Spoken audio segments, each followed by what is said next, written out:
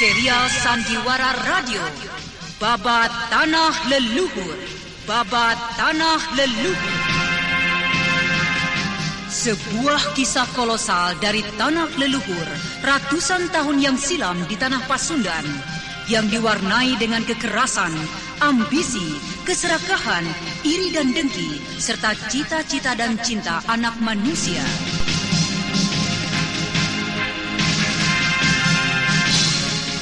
Pada kisah yang lalu diceritakan, Raden Purbaya terpaksa tidak mengacuhkan utusan negeri tetangga yang ingin menjumpainya dan mengucapkan bela sungkawa. Raden Purbaya bergegas menuju bilik Cempaka ketika mendengar keadaan Cempaka yang kembali tidak sadarkan diri.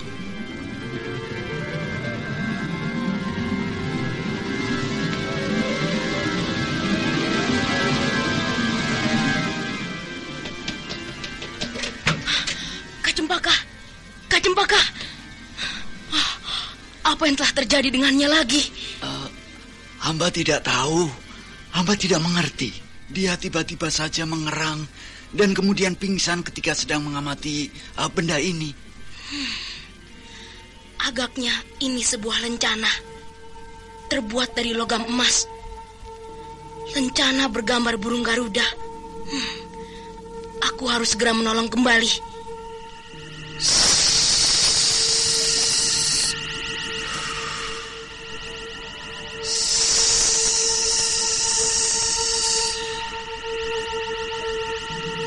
Raden Purbaya kembali menyalurkan hawa hangat dari tenaga saktinya, dan kemudian ketika Cempaka menjadi sadar kembali, ia terus menyalurkan tenaga saktinya untuk memperkuat diri Cempaka.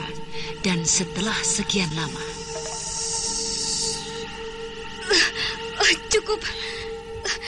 Cukup adik Purbaya. Terima kasih atas pertolonganmu. Ada apa, Kak? Kenapa kakak jadi seperti ini lagi? Bukankah sudah cukup baik kesehatan kakak akhir-akhir ini? 3 hari sudah saya membantu kakak. Dan kakak... Ya, aku mengerti. Aku mengerti. Hanya aku teringat dengan semua kejadian itu. Aku teringat peristiwa malam itu. Ceritakanlah, Kak Cempaka.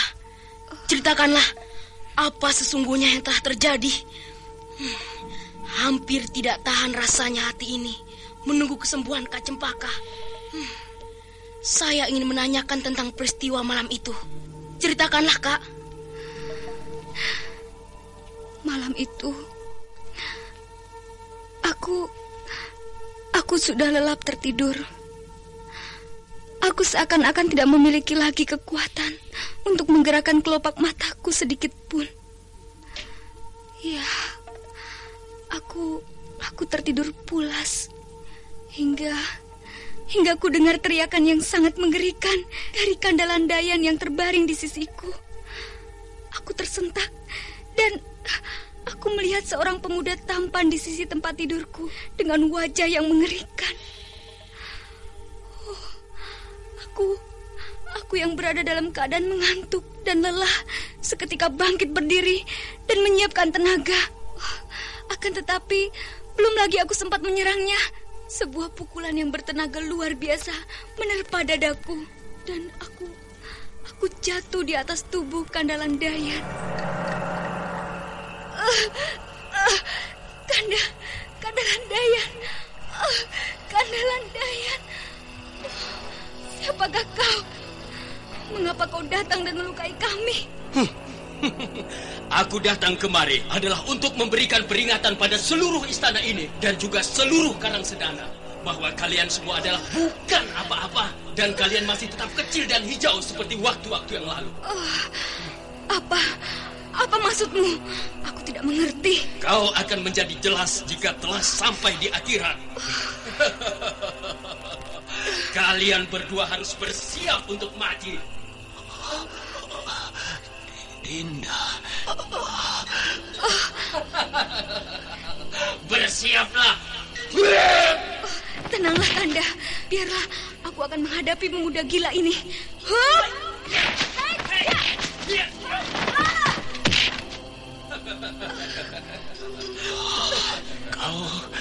Kau jahat sekali, anak muda. Iya, jahat. Aku memang jahat. Sekarang kau harus mampus, anak muda.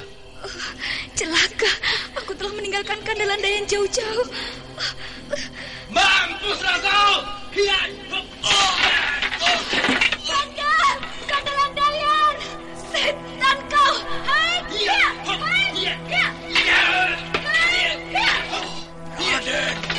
Raden Sanjaya, cepat tinggalkan tempat ini.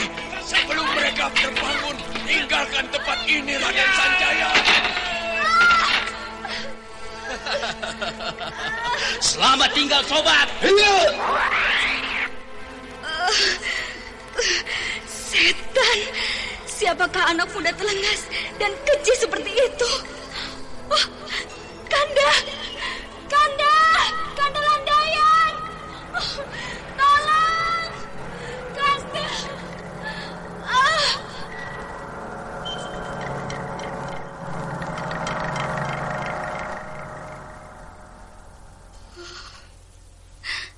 Sejak saat itu, aku tidak tahu apa-apa lagi. Aku tidak sadarkan diri. Dan setelah 2 hari 2 malam, aku baru tersadar kembali. Siapakah orang itu sebenarnya? Sanjaya. Kau bilang dia bernama Sanjaya dan dipanggil dengan sebutan Raden. Siapakah dia?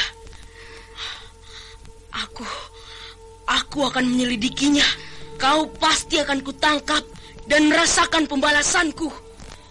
Pembalasan dari aku, Raden Purbaya.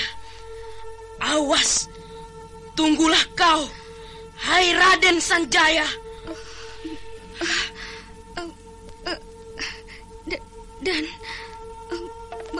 Baru saja aku menemukan benda ini di sudut kamarku, Raden.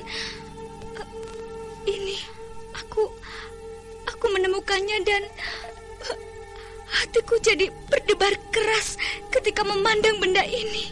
Ini, kau lihatlah. Lencana burung Garuda terbuat dari logam berlapiskan emas.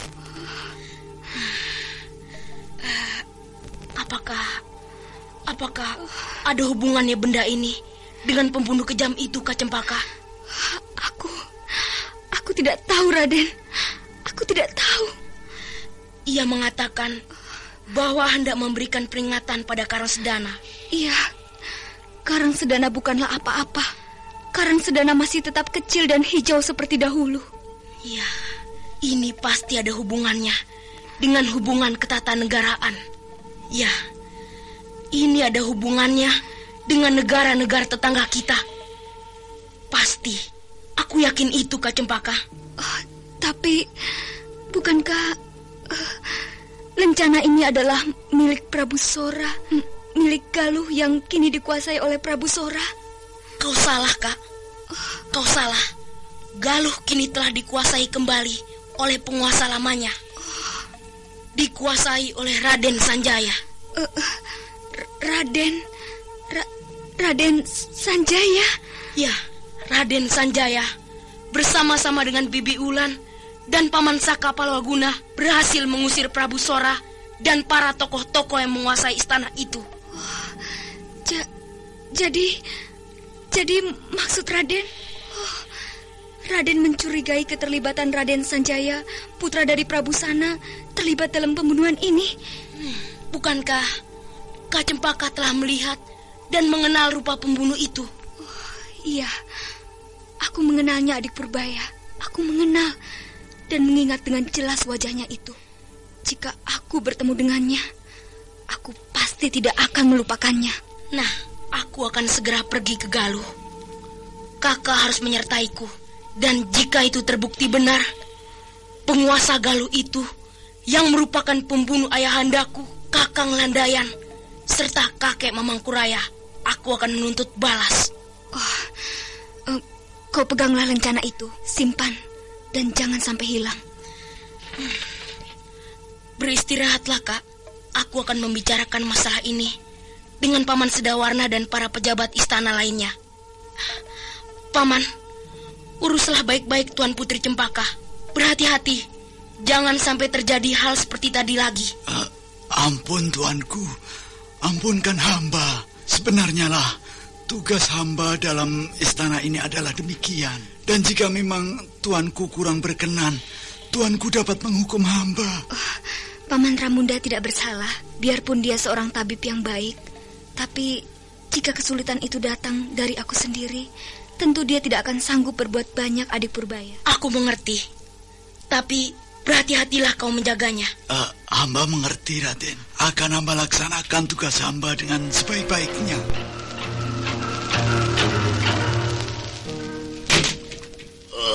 Mereka baru saja meninggalkan istana ini. Biarlah, Raden. Aku akan mengejarnya. Jangan Paman Sedawarna. Utusan itu tidak bersalah. Dia datang kemari justru hendak menyampaikan ucapan bela sungkawa. Ucapan bela sungkawa palsu. Jika memang dengan bukti seperti ini dan dengan pengenalan dari Tuan Putri Cempaka, mereka tidak akan bisa mungkir lagi. Iya, benar. Mereka tidak akan bisa mungkir lagi, Kakang Sedawarna. Tapi utusan-utusan itu tidak tahu apa-apa. Apa yang akan kita perbuat dengannya? Ingin memberikan ajaran, menyiksanya, aku kira kita. Karang Sedana bukanlah kelompok orang-orang yang seperti itu, yang tidak mengenal adab. Ya, aku setuju dengan pendapat Paman Raka Parumpang. Aku tidak ingin menyusahkan utusan-utusan itu. Tapi Raden, setidak-tidaknya, walaupun sedikit kita harus menunjukkan bahwa kita, Karang Sedana, tidaklah bodoh, tidaklah buta dan gentar menghadapi mereka, Raden.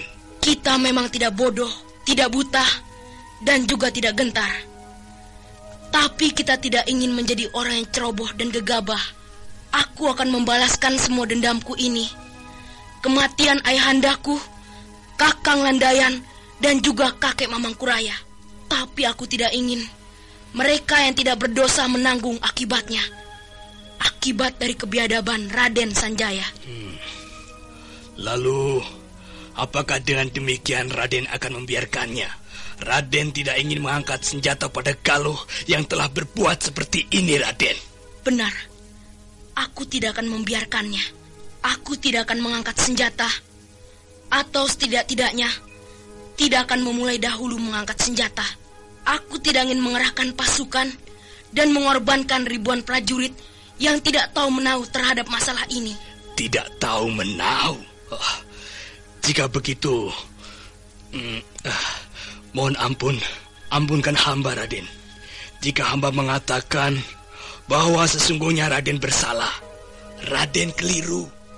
Raden keliru jika menilai ini adalah masalah pribadi. Raden, ini adalah masalah Karang Sedana. Dan masalah Karang Sedana adalah masalah seluruh penduduk. Dan juga saya yakin seluruh rakyat akan dengan senang hati mengangkat dan mengorbankan jiwa mereka demi Karang Sedana untuk membalaskan sakit hati mereka yang teramat sangat pada orang yang telah berbuat biadab pada junjungan dan sembahan mereka, Raden. Ya, aku mengerti akan kesetiaan rakyatku, Paman. Tapi aku tidak ingin melibatkan mereka. Aku merasa sanggup untuk menyelesaikannya sendiri. Biarlah aku mencobanya. Aku mencoba menyelesaikan masalah ini bersama-sama dengan Kak Cempaka. Dan bila mana aku tidak berhasil, aku serahkan semuanya kepada Paman. Paman boleh mengambil keputusan bersama untuk melakukan tindakan. Ya, benar Kakang Sedawarna. Ini semua adalah kebijaksanaan dari Raden Purbaya. Kebijaksanaan dari seorang manusia utama. Keputusannya tersebut telah mencakup masalah kemanusiaan yang hampir tidak dapat kita selami dengan berpikir pendek. Hei, apakah kau hendak mengatakan bahwa semua yang kukatakan adalah hasil dari pikiran pendek, pikiran kerdil begitu?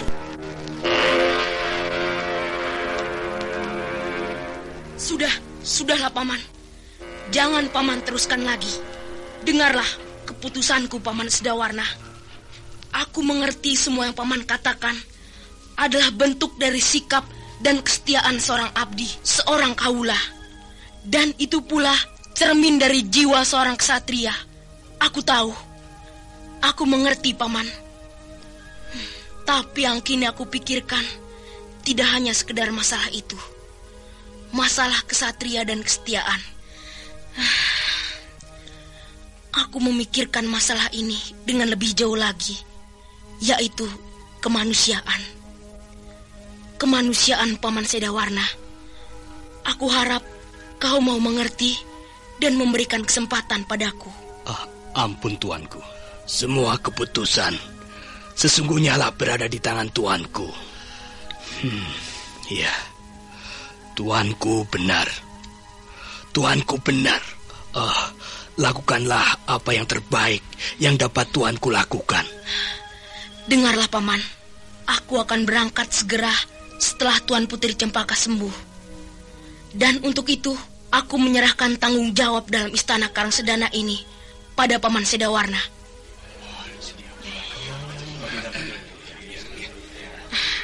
Nah, aku harap kalian semua menjadi saksi atas keputusan yang telah kubuat.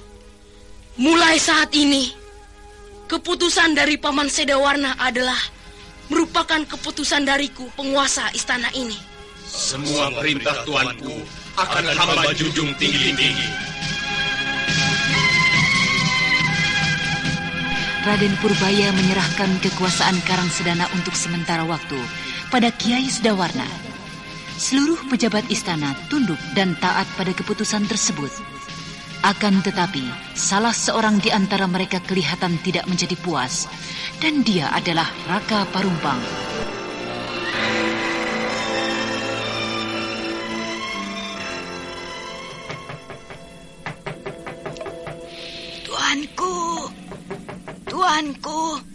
Tuanku Putri Budakwangi. Ada apa kau mencariku? Maaf tuanku. Tuanku Raka Parumpang ingin bertemu, dan tuanku kini tengah menunggu di Taman Sari, di tempat biasa.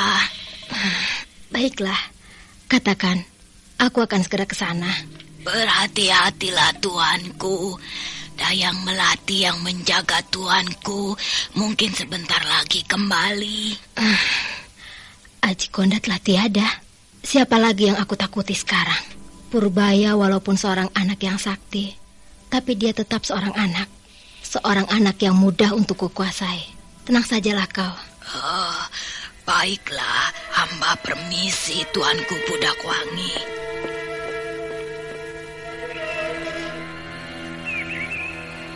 Ada apa kau memanggilku, Kakang Raka? Istana ini sebentar lagi akan menjadi kosong. Tidak ada seorang pun dari turunan Aji Konda di sini. Maksudmu, Raden Purbaya sudah memastikan hari keberangkatannya? Belum, Nyai. Tetapi baru saja Raden Purbaya menyerahkan kekuasaan Karangsedana ini untuk sementara pada Ki Sedawarna. Mengapa tidak kepada Kakang? Bukankah Baginda jauh lebih mempercayai Kakang untuk segala macam urusan yang berkenaan dengan ketatanegaraan? Entahlah, Nyai. Mungkin semua ini karena anak itu lebih dekat kepada Ki Sedawarna daripada diriku. Sayang sekali, Kakang. Apakah tidak sebaiknya aku menemuinya dan membujuknya untuk menarik keputusannya? Jangan, Nyai. Jangan. Perbuatan itu justru akan menimbulkan kecurigaan saja. Biarkan saja. Tanpa Aji Konda di sisinya, kita akan lebih mudah untuk menyingkirkannya. Tapi kita harus menunggu saat yang tepat.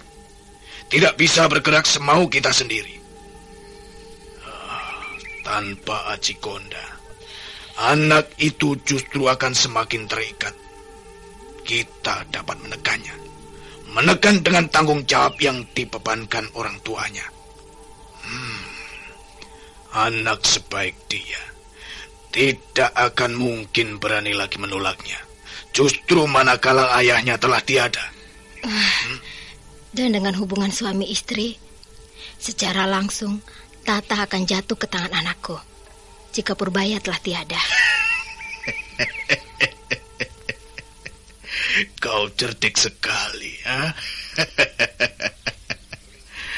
Nah, berhati-hatilah. Jangan sembrono bertindaknya. Aku memanggilmu kemari adalah untuk mengingatkanmu, untuk lebih menahan diri dan jangan melakukan tindakan ataupun tentangan jika mendengar keputusan yang telah dibuat oleh Raden Purbaya. Nah, terimalah itu semua dengan lapang dada. Kelak semua akan menjadi milik kita. Lalu bagaimana dengan semua rencanamu dulu? Berapa banyak prajurit yang dapat kau pengaruhi? Hampir tidak berarti, Nyai. Tidak berarti. 2 orang perwira dan sekitar prajurit yang di bawah kekuasaannya. Aku tidak dapat berbuat banyak. Aku hanya dapat mendekati orang-orang tertentu saja. Mereka yang dahulu merupakan pengikut suamimu. Kebijaksanaan Aji Gonda dan anak itu membuat aku tidak berani mempengaruhi orang-orang. Berbahaya sekali, Nyai. Iya. Kau benar. Kita memang harus berhati-hati. Kita akan mempelajari setiap kesempatan. Hingga tiba hari perkawinan putriku dan Raden Purbaya. Ya, itulah yang sebaiknya kita lakukan saat ini. Aku kira cukup pertemuan kita, Nyai. Aku kembali dahulu dan aku akan menghubungimu jika kelak aku memerlukannya. Aku menunggumu, Kakang.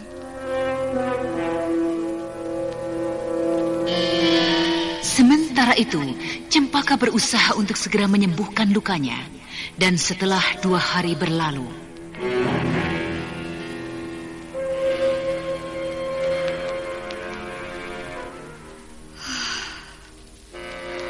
rasa sakit di sekitar dadaku sudah jauh berkurang.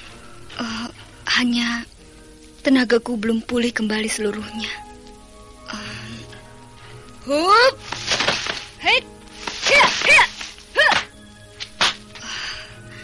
Kurasa dalam waktu 1-2 hari kesehatanku ini akan sembuh seluruhnya. Dan tenagaku tentu akan kembali sepenuhnya.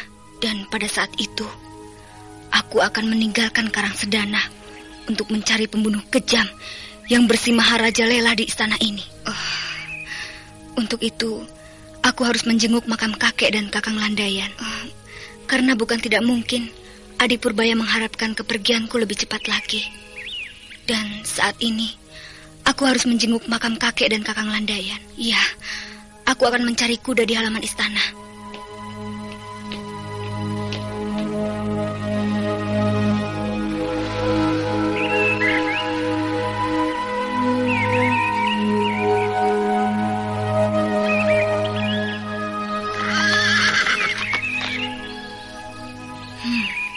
Kelihatannya kuda ini bisa kupakai.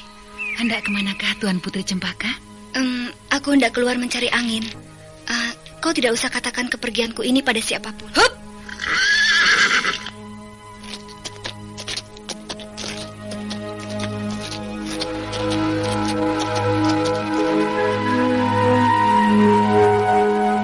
Cempaka menghela kudanya perlahan-lahan menuju pintu gerbang. Dan setelah tiba di mulut gerbang, ia memacu kudanya menuju arah barat kota raja.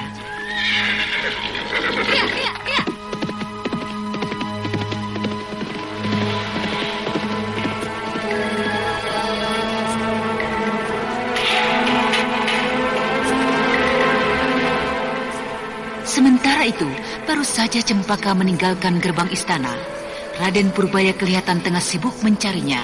Dan akhirnya... Kak Cempaka! Kak Cempaka! Apakah Raden tengah mencari Tuan Putri Cempaka? Benar. Apakah kau melihatnya? Iya.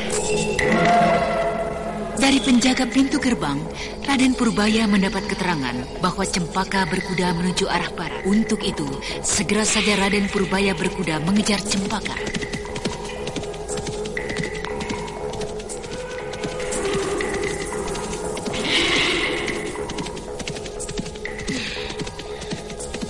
Ini satu-satunya kemungkinan adalah makam keluarga istana serta makam para tokoh-tokoh kehormatan. Aku yakin Kak Cempaka berada di sana. Biarlah, aku pun ingin menjenguk makam ayahandaku sebelum meninggalkan Karangsedana.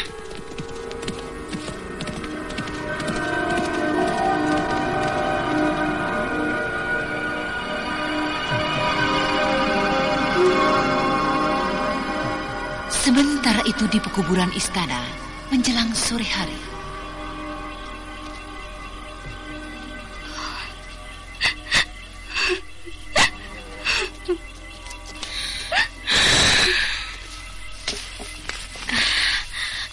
Kak Cempaka,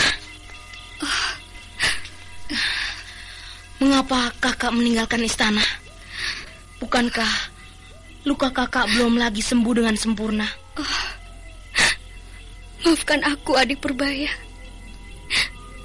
Aku tidak tahan dan rindu ingin mengunjungi mereka semua.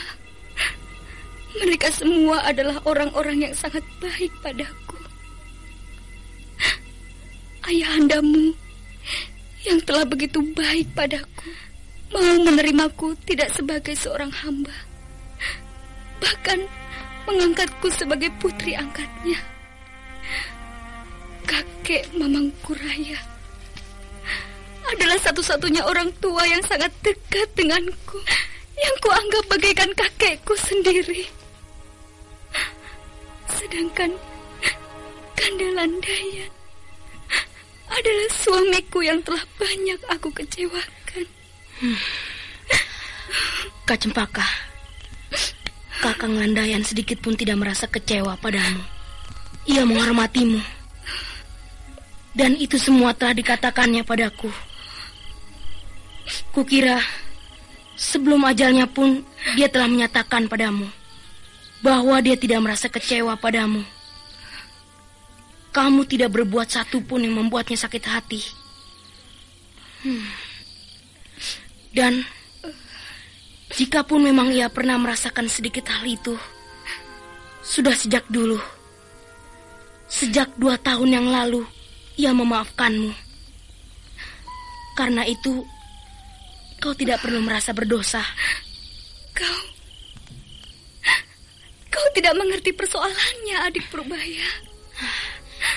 Siapa bilang? Aku tahu semua persoalannya. Aku tahu, Kak. Semua tentang hal kalian. Semuanya. Bahkan yang paling kakak anggap sebagai satu rahasia. Kau. Ada apa, Kak? Kakak merasa malu. Tapi mengapa ia harus menceritakan itu semua kepadamu? Mengapa? Entahlah, Kak. Kukira. Tapi sudahlah. Kita tidak usah membicarakan masalah ini lagi.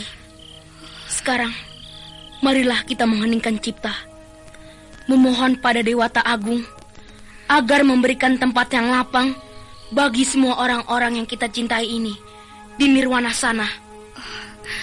Marilah, adik Purbaya.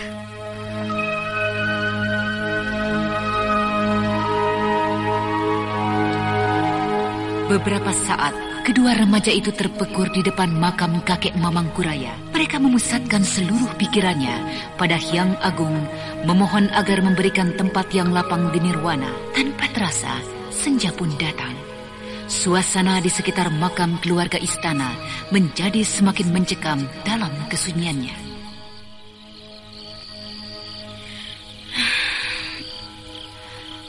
Marilah kita kembali, Kak Cempaka. Hari sudah menjadi gelap. Kau harus beristirahat kembali. Kau harus segera sehat dan memulihkan tenagamu. Baiklah. Mari kita kembali.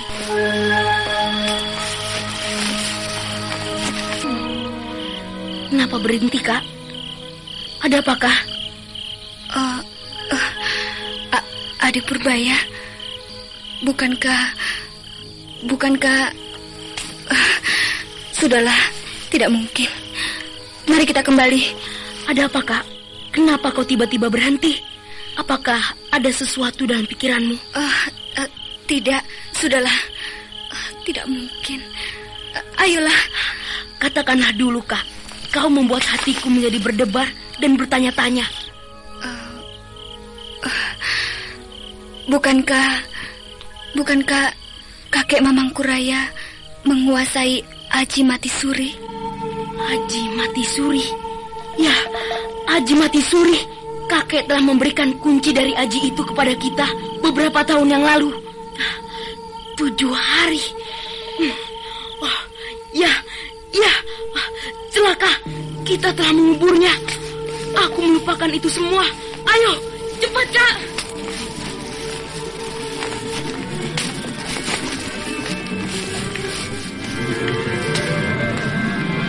Bagaikan kerasukan setan kuburan, Raden Purbaya mencengkram tanah pekuburan dan kemudian mulai menggalinya.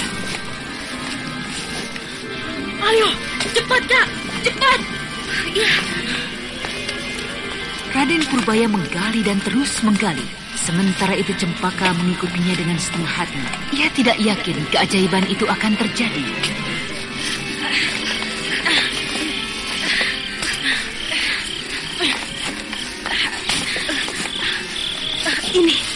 Ini dia petinya, Kak. Ayo, angkat cepat. Ayo, angkat ke Cempaka.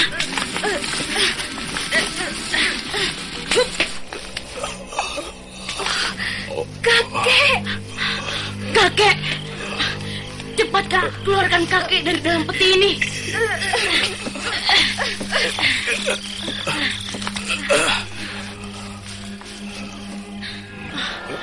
Aku akan mencoba menyalurkan hawa hangatku, Kak.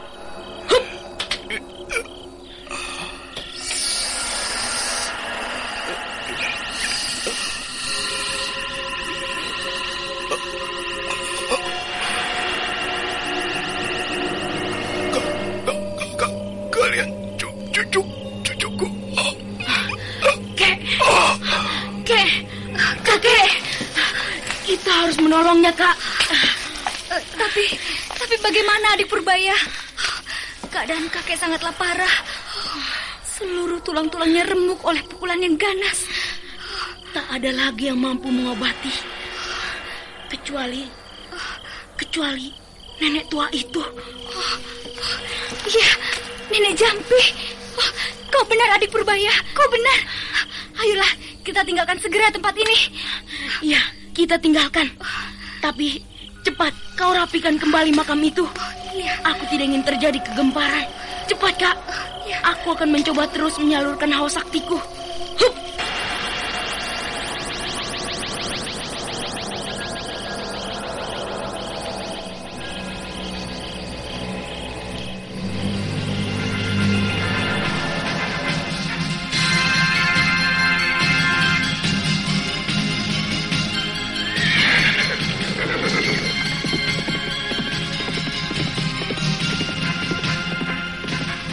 Beberapa saat saja, kedua remaja tersebut telah berderap di atas punggung kuda mereka. Dan Raden Purbaya berkuda bersama-sama dengan kakeknya. Cempaka tidak mempedulikan lagi keadaan dirinya. Nah, para pendengar sekalian, apakah yang akan terjadi kemudian dengan kakek Mamangku Raya? Apakah ia berhasil disembuhkan? Untuk mengetahui jawabannya, ikutilah kisah Babat Tanah Leluhur ini dalam episode ke-13, Fajar Menyingsing di Bumi Mataram. Sampai jumpa.